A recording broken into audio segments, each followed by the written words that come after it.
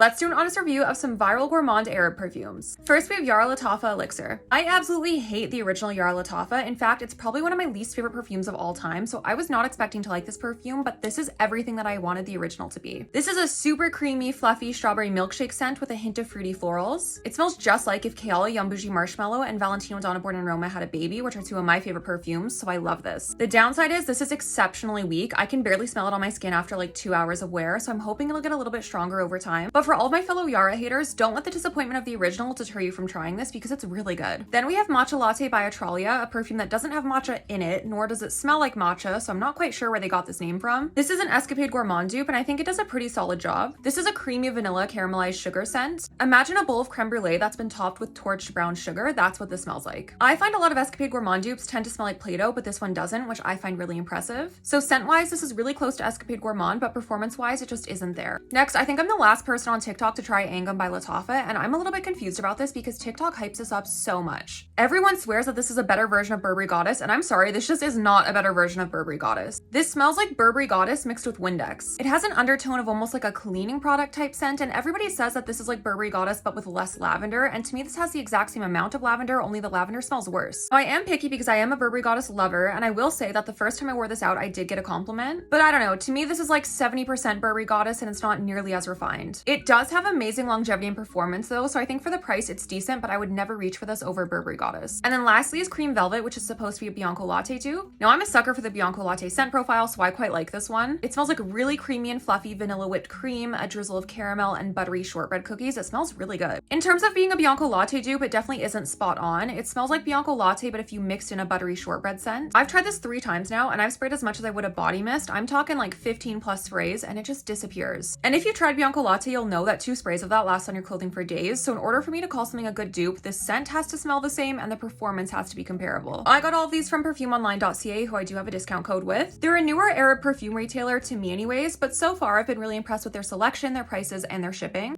especially as a Canadian who's had a really hard time finding affordable Arab perfumes. So if you've been looking for a good website to shop Arab perfumes, this is currently my go-to.